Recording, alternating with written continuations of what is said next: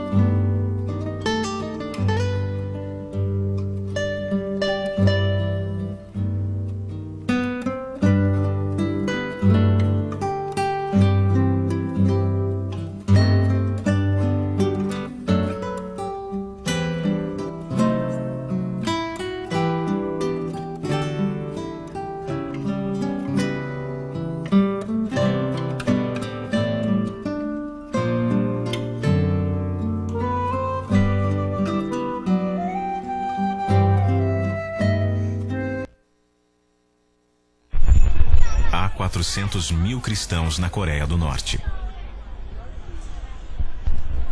A cada 4 cristãos, um está preso.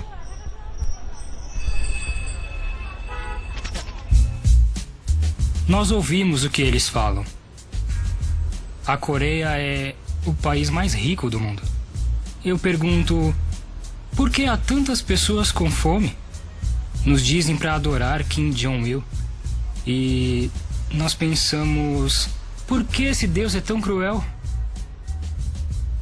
Nós não sabemos por quê.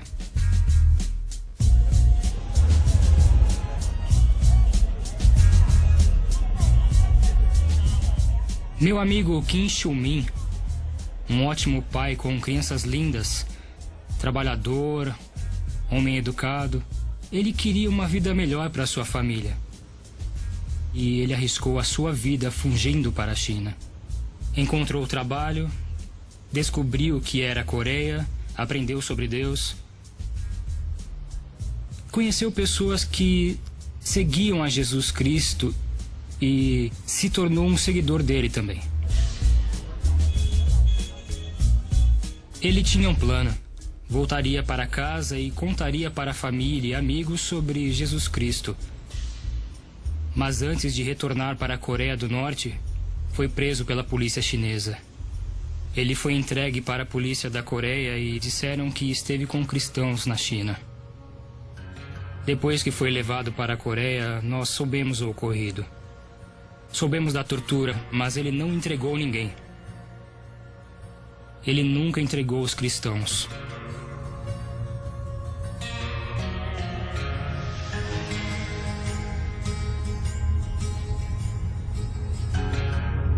Ouvimos dizer que ele nunca, nem uma única vez renunciou a Jesus.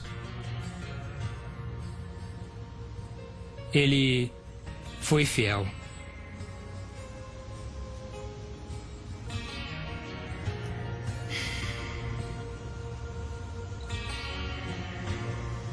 Mataram o meu irmão Kim Chul-min.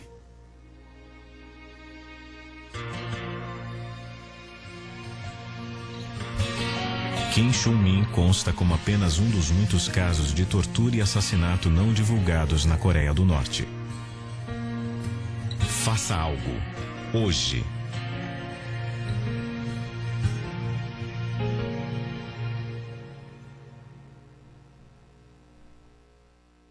Esse é apenas um caso. Diariamente nós somos informados de cristãos que são arrancados das suas famílias, são privados de nunca mais verem seus filhos, porque estavam carregando uma Bíblia nas mãos. Cristãos que resolveram falar da sua fé para outra pessoa e foram entregues pelos próprios amigos, assim como Jesus prometeu, predisse que aconteceria. Essas pessoas foram presas, levadas aos tribunais, foram executadas, foram torturadas e mortas. Então, ser cristão em algumas partes desse planeta significa correr seríssimo risco de vida. Alguns fatos sobre a igreja perseguida, e eu repito para você, nós estamos juntos com 3.400 igrejas nesse dia, falando acerca desse assunto. Na escola dominical eu sei que muitas classes já estiveram orando. Talvez a gente escreva algumas cartas para cristãos perseguidos. Ontem nós trocamos o correio do encorajamento no nosso montinho. Nós podemos escrever cartas a pessoas que estão sofrendo. Podemos interceder junto com outras pessoas a embaixadas de países que estão aprisionando cristãos neste momento. Alguns fatos sobre a igreja perseguida, apenas alguns. No Sudão, pregar publicamente o evangelho é passível de espancamento ou prisão. Nós não estamos falando de uma fantasia, de uma possibilidade, isso é de uma realidade, acontece hoje nesse país. Na Arábia Saudita, uma pessoa que pratica o cristianismo pode ser apedrejada ou decapitada. Mais de 90% dos cristãos chineses se reúnem para louvar a Deus em segredo, em igrejas domésticas ilegais, para evitar os regulamentos e as restrições governamentais. Mais de 90% dos nossos irmãos chineses que moram na China, poderia ser você, boa parte de nós, não pode fazer isso abertamente. Os cristãos são menos de 1,7% da população do Paquistão e mais de 70% deles vive abaixo da linha de pobreza. Tem gente que passa fome porque é cristão. Porque uma vez que você se declara cristão numa sociedade como essa, você não compra mais, você não vende mais, o governo não te ajuda mais, você vai morrer de fome. Ou alguém vai te ajudar, ou você vai morrer de fome, ou você vai sair daquele país. Então, o mínimo que nós, como brasileiros que vivemos num mundo plácido, tranquilo, aonde a liberdade de expressão é garantida a todos nós, podemos fazer, é lembrar desses irmãos. É orar por eles. É se importar com eles. Você sabia, por exemplo, que com R$18 hoje você consegue mandar uma Bíblia para a China em chinês? Você consegue contribuir com material de escola dominical para crianças em várias línguas. Missão Portas Abertas não envia missionários, mas ela ajuda a igreja perseguida, dá material para os líderes, vai lá consolá-los e vai montar estratégias de sobrevivência. E muitas vezes vai interceder diante de governos para que essas pessoas sejam soltas. Nós tivemos o privilégio de receber aqui o ano passado o pastor Carlos Alfredo, que é o secretário-geral de Portas Abertas. E é com muita alegria e também com o coração cheio de pesar que a gente participa desse movimento. E eu queria que nós tivéssemos um tempo de oração agora, para nós orarmos como igreja aqui no nosso culto pelos cristãos perseguidos. Eu queria que você tivesse alguns instantes em silêncio e que você pedisse a Deus misericórdia, pedisse para que Deus derrame do socorro dele, do sustento dele. E depois eu vou pedir para a Romilda vir aqui à frente e fazer uma oração por todos nós, por esse povo. Vamos orar em silêncio.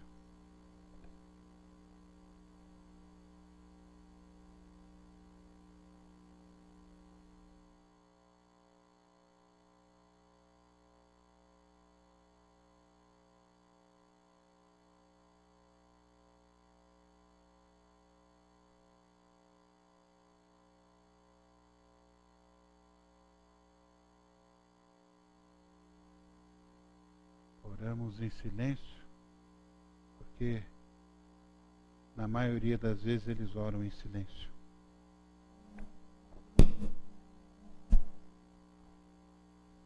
Pedimos para que o Senhor traga liberdade e libertação a esses irmãos cristãos. Vamos orar com a Romilda agora. Deus querido, nós estamos tristes com a realidade de irmãos nossos que enfrentam dificuldades, que sofrem. Mas estamos felizes, Deus, porque a causa deles é maior. Porque eles confessam, eles professam a fé no Senhor Jesus, o Deus, o Senhor da igreja. Deus, estamos alegres também porque podemos conhecer essa realidade e poder fazer alguma coisa, que é interceder, que é orar. Senhor, eu sei que muitas igrejas neste momento estão de joelhos, clamando ao Deus eterno, suplicando para que haja libertação de pastores que estão presos, de missionários que estão presos, de cristãos que estão nos campos de trabalhos forçados. Oh Deus, de crianças que não abrem mão de dizer que são de Jesus, que Jesus é o Senhor da vida delas. Deus, olha para nós, alerta o nosso coração a cada dia, que o Teu Espírito Santo esteja nos incomodando, que a gente possa chorar por aqueles que estão sofrendo, sentir a dor deles, se compadecer deles e clamar ao Senhor por livramento, por aqueles que estão presos, que o Senhor possa levar consolo, refrigério ao coração deles, ó Pai. Levanta o Teu povo, levanta a Tua igreja, Deus, a clamar e a suplicar. Nós apresentamos a igreja perseguida, a igreja sofredora nas Tuas mãos. Amém. Senhor, perdão, porque muitas vezes a gente esquece disso, dessa seriedade. Nós muitas vezes rejeitamos o Senhor na nossa vida. Nós muitas vezes deixamos de falar do Senhor para o amigo que está do lado no trabalho. E um dia ou outro ele chega e fala: eu aceitei Jesus. Mas você deixou de falar. Deus, pelas suas misericórdias, usou outras pessoas, outros meios. Senhor, que a gente não perca isso de vista, Pai. E nós, neste momento, agradecemos ao Senhor pela liberdade que temos, mas que queremos fazer uso dela da melhor maneira possível. Abençoe o Teu povo, espalhado pelos 4 cantos da terra. Amém. Abençoe a Tua igreja. Abençoe aqueles que se dispõem a interceder e a clamar. Levanta o Teu povo, Deus. Sabemos que temos uma nação livre, um povo que poderia fazer muita coisa, mas nós estamos no nosso comodismo. Ajude-nos, alerte-nos, dê-nos sabedoria, é o que nós queremos, ó Pai. Amém. Aponte-nos o caminho, Senhor, a direção para onde nós devemos ir. Cremos que o noivo está chegando, que Jesus está prestes a voltar. Então queremos, ó Deus, falar aquilo que os anjos gostariam, que é anunciar o Senhor Jesus às pessoas. Obrigada por esse tempo. É no nome de Jesus que oramos. Amém. Amém. Graças a Deus. E para que a nossa pregação não fique inócua, para que a gente não saia sem poder fazer nada de mais concreto desse dia com relação à igreja perseguida, daqui a pouco a gente vai recolher uma oferta específica para esse propósito.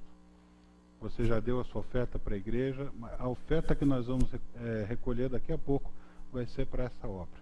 E o dinheiro que for recolhido, o cheque que você der, amanhã vai ser depositado na conta de Portas Abertas. Muito bem. A maior carência do nosso tempo é de uma igreja que se torne o que ela raramente tem sido. O corpo de Cristo com a face voltada para o mundo, amando aos outros, independente de religião ou cultura, derramando-se numa vida de serviço, oferecendo esperança a um mundo aterrorizado e apresentando-se como alternativa genuína ao presente estado das coisas. Isso é o que Deus espera da sua igreja. Isso é o que uma igreja deve buscar ser, se ela quer estar conectada com o reino de Deus, se importar com o que acontece do outro lado do mundo, a ponto de que isso altere a sua agenda. Uma igreja que seja voltada para o lado de fora, demonstrando o amor de Deus, demonstrando independentemente da cultura, da religião, da situação, do contexto, se manifestar numa vida de serviço, oferecer esperança a um mundo que não tem esperança. Isso é o que nós queremos para a nossa igreja, é isso que Deus quer para cada comunidade que se reúne no nome dele, para que ela se apresente através do amor, através do serviço, como uma alternativa genuína ao presente estado de coisas. Quem disse isso foi Ernest Käsemann. E a igreja digna desse nome, digna do nome igreja, é um grupo de pessoas no qual o amor de Deus quebrou o feitiço dos demônios e falsos deuses que estão produzindo neste momento uma fissura no mundo. É uma igreja que rompe com o ensimesmamento dela. É uma igreja que para de olhar para dentro e começa a olhar para dentro e também para fora. Começa a acolher melhor o seu visitante. Começa a dar um testemunho muito mais sensível e concreto daquilo que ela prega. Por isso é que o tema dessa semana, o tema de hoje, é a pregação do reino com e sem palavras. Agostinho disse que a gente deve pregar sempre. Sempre. E de vez em quando até usar as palavras. O que ele quer dizer é óbvio. Que a nossa pregação primeira, soberana, que se sobressai a tudo, é o nosso estilo de vida como cristãos. De fazer diferença aonde estivermos. E é fácil você perceber que o cristianismo é uma cultura diferente dessa cultura que nos cerca. Estávamos conversando hoje cedo com alguns queridos que o que Jesus veio fazer são discípulos. Ele não veio montar um fã-clube de seguidores, de admiradores. Ele não veio satisfazer a curiosidade das multidões.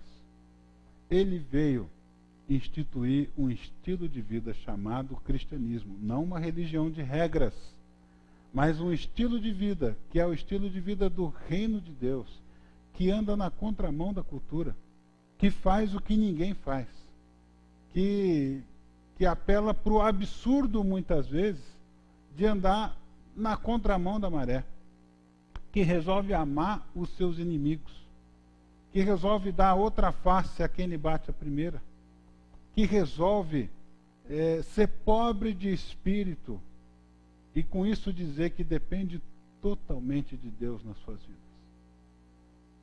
Que resolve não buscar os próprios interesses, mas os interesses de Deus em primeiro lugar. Então, como deve ser uma pregação sem palavras? Porque pregar com palavras a gente sabe. A gente sabe citar versículos. A gente sabe dar respostas teológicas, às vezes nem isso sabe. E a gente deve se preparar, entre outras coisas, podemos estudar no seminário Servo de Cristo para aprender a fazer isso. Mas como é que eu e você podemos pregar constantemente sem usar as palavras? Aí nós temos o apóstolo Pedro, que nos dá algumas respostas na sua primeira carta. E esse é o texto dessa semana. Nós vamos ler 1 Pedro, capítulo 2, a partir do verso 11, alguns versículos